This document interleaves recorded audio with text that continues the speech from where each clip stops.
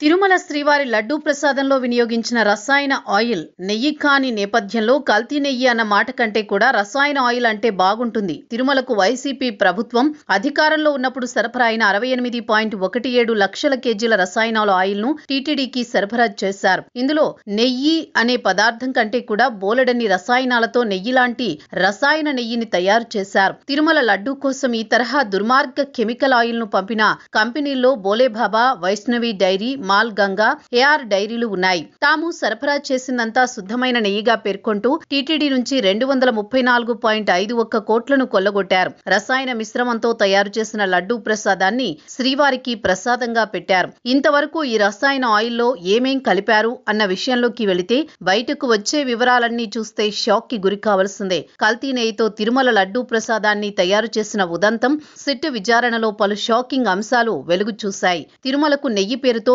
Chemical కొండను oil రూపంలో సరఫరా చేసిన సంస్థలు చేసిన దుర్మార్గాల్ని గుర్తించారు. తాము కొన్ని కెమికల్స్ గుట్టు రట్టు కాకుండా ఉండేందుకు పామలిన్, పామ్ కెర్నెల్ ఆయిల్, కొబ్బరి నూనెలను కొన్నట్లుగా దొంగ ఇన్వాయిస్లను క్రియేట్ చేశారు. భోలేబాబా డైరీకి సరఫరా చేసిన ఈ రసాయనాల వెయిట్ ఏకంగా 6.51 లక్షల కేజీలు ఉండడం చూస్తే ఈ దందా ఎంత భారీగా జరిగిందో ఇట్టే అర్థం చేసుకోవచ్చు. అధికారిక పత్రాల్లో తాము పామ్ కెర్నెల్ ఆయిల్, కొబ్బరి నూనెల్ని కొన్నట్లుగా చెప్పినా సిట్ విచారణలో భాగంగా కంపెనీ ప్రాంగణంలో తనిఖీ చేయగా అక్కడ లాంటివేమీ కనిపించకపోగా కొరియా నుంచి దిగుమతి చేస్తోన్న మోనోగ్లిజరైడ్స్, ఎస్టిక్ యాసిడ్, ఎస్టర్ లాంటి రసాయనాలు లభించడం గమనార్హం. ఒక భోలేబాబా డైరీలోనే కాదు, మిగిలిన అన్ని చోట్ల కూడా ఇలాంటి పరిస్థితి.